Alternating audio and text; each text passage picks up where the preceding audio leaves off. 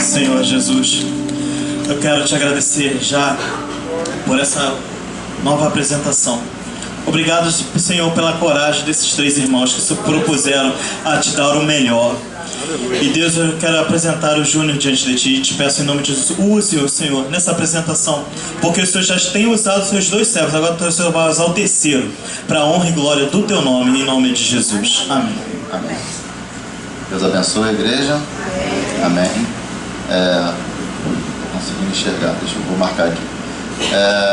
Bom, quando a gente se dispôs aí a fazer essa apresentação para a gente encerrar o nosso curso, Deus colocou no meu coração para falar um pouco sobre esse momento que nós estamos vivendo no país. Não vou falar de política aqui, né? Mas vamos falar um pouco sobre o que tem por trás disso, segundo a palavra, né? E a importância do povo que busca pelo Senhor. Esse é o nosso tema, né, da nossa pregação de hoje. E o texto base está em 2 Crônicas 7, 14 e 15, que é um texto super conhecido, né, que a gente vai trazer aqui para você. Se quiser botar na tela aí, eu não preparei a apresentação para isso. Consegue botar ou não? Sim? Deixa eu só ver. 2 Crônicas 7, 14 e 15. 14, isso. Bom, não sei como é que está na versão, mas se o meu povo, que se chama pelo meu nome, se humilhar e orar, e me buscar, e se converter dos seus maus caminhos, então eu ouvirei dos céus, perdoarei os seus pecados e sararei a sua terra. Estarão abertos os meus olhos e atentos os meus ouvidos à oração que se fizer nesse lugar. Então, quando a gente traz esse texto, o que Deus falou no meu coração, que ficou muito claro a necessidade do povo orar. E a gente tem visto diversos movimentos nos últimos dias, por conta da eleição, por conta desse momento que a gente está passando, das igrejas se mobilizando, né, de influenciadores, enfim, e trazendo essa preocupação da necessidade, inclusive, de jejuarmos também pela nossa nação. Então é preciso que a gente se conscientize que, não somente numa situação dessa, mas em toda e qualquer situação, que nós precisamos invocar o nome do Senhor, que a gente precisa ter essa preocupação e orar e se arrepender de forma verdadeira, para que Ele possa trazer uma transformação para a nossa vida. Se a gente olha para o texto, né, o contexto que estava acontecendo ali é da inauguração do templo, finalmente, o templo que Davi tinha pensado e Salomão acaba de construir, e inaugurar esse templo e dedicá-lo ao Senhor.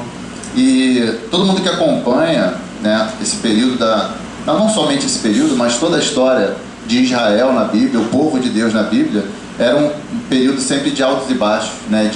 O povo ia, cometia pecados, se arrependia, Deus perdoava, aí pecavam novamente, Deus mandava ira, eles se arrependiam, enfim. Então ficava nesse ciclo.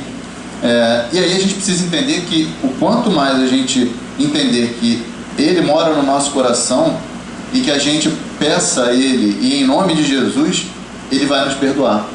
Da mesma forma como Ele fez com o seu povo, nós somos o povo dele, não é? E trazer a cura espiritual, restaurar o relacionamento com Deus, que é o seu propósito. Desde a queda, o que Deus sempre buscou fazer foi nos restaurar nessa comunhão com Ele, que foi perdida quando a gente teve a queda lá no Jardim do Éden. Então é isso que Ele quer para a nossa vida, que a gente se reconcilie com Ele. Então o primeiro ponto é entender que o povo precisa orar, para que Deus possa então sarar a nossa terra. Nós estamos numa nação, uma terra que está ferida, está rachada, está dividida. E a gente precisa que Deus opere aqui na nossa nação para que isso possa ser restaurado. Então eu trouxe aqui uma passagem que está em 1 Timóteo 2, versículos 2 e 3, que ele fala: orem em favor dos reis e de todos os que exercem autoridade, para que vivamos vida mansa e tranquila, com toda piedade e respeito. Isso é bom e aceitável diante de Deus, o nosso Salvador. Então, a gente precisa entender que o governo que é permitido por Deus que esteja aqui na nossa terra, ele tem que estar livre de perturbação, independente de qual seja. E a gente precisa focar as nossas orações para que elas estejam efeito nesse governo. Seja esse que está, seja um outro que venha entrar, né? Pois é isso que Deus espera de nós, que nós possamos orar, interceder pela nossa nação e permitir que ela seja curada, que ela seja salva.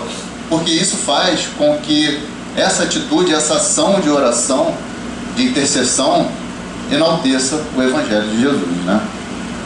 E além disso, a gente precisa orar por todos, né? Independente daqueles que estejam numa posição de governador, de presidente, de deputado, vereador, o que quer que seja, principalmente por os nossos governantes, né? Que eles são designados civilmente, eles são escolhidos civilmente para poder realizar a tarefa para a qual eles foram chamados.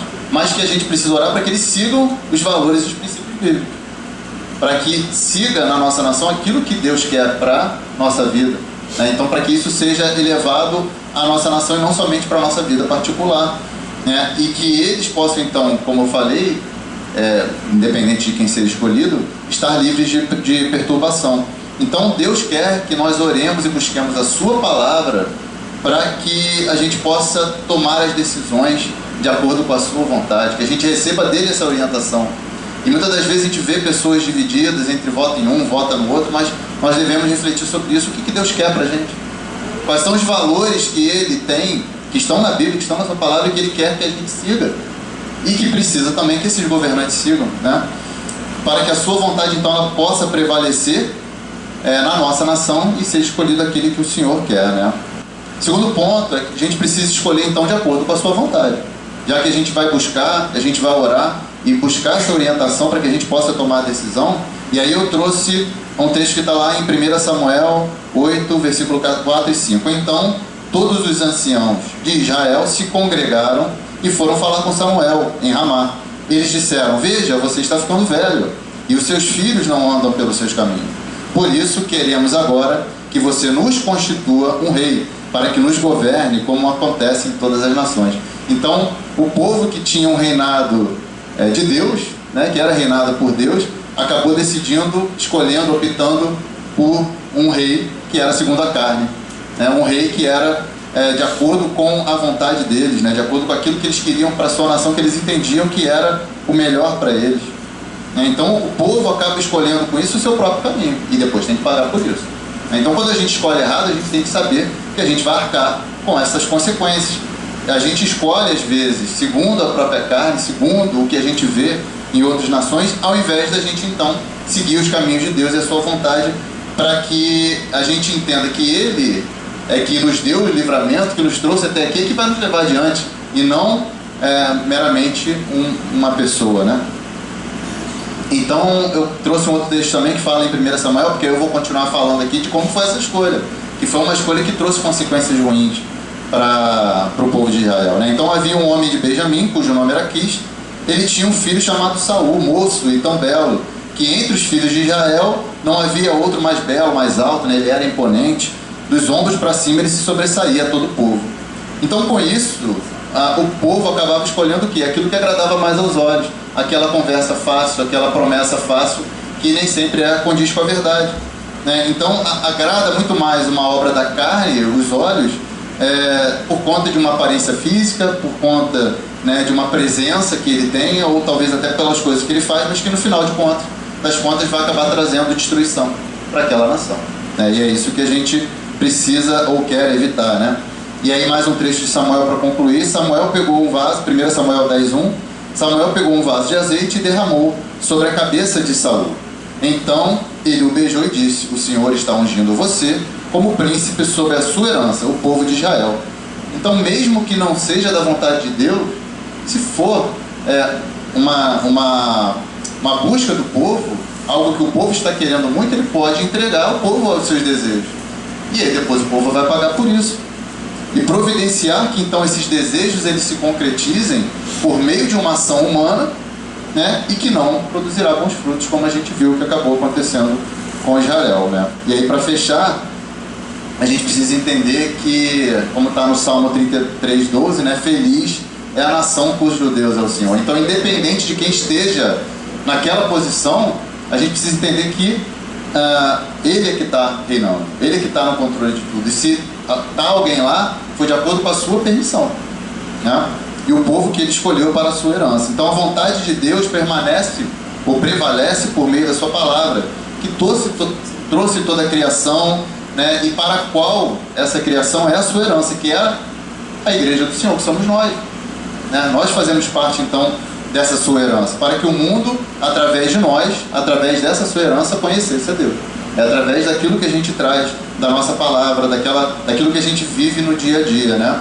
E aí, por fim, então, como terceiro ponto, devemos orar pelos governos e respeitar. Então, independentemente de quem seja escolhido, como fala lá em Romanos 13:1 e 2, fala assim, que todos sejam sujeitos às autoridades superiores, porque não há autoridade que não proceda de Deus. E as autoridades que existem foram por Ele instituídas.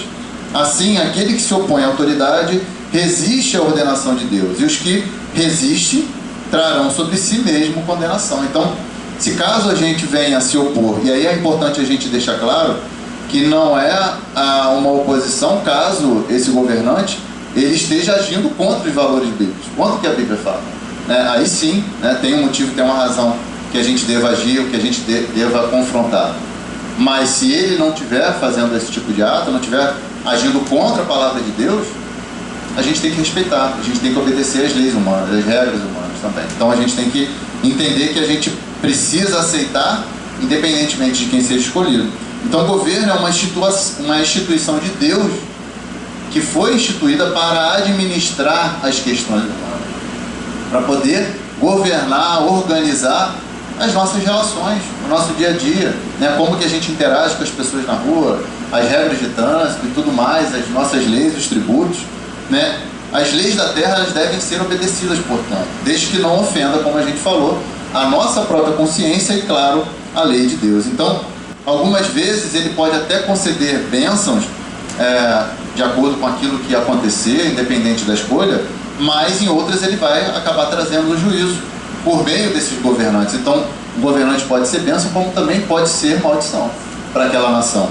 Sendo que tais autoridades, então, elas vão acabar sendo substituídas finalmente lá na frente, quando for instituído aqui aquele único governo que vai ser justo de verdade, que vai trazer equidade, que é o governo de Cristo, né? E que é o que a gente tanto espera. Então, não adianta a gente ficar colocando a nossa esperança em homens, né? Não confiamos em carros e cavalos, mas sim nossa esperança vem do Senhor, né? Então, como fala lá em Tito 3, versículo 1 e 2, lembre a todos que se sujeitem aos governantes e às autoridades, que sejam obedientes e estejam prontos para toda obra, que não difamem ninguém, que sejam pacíficos, cordiais, dando provas de toda cortesia para com todos.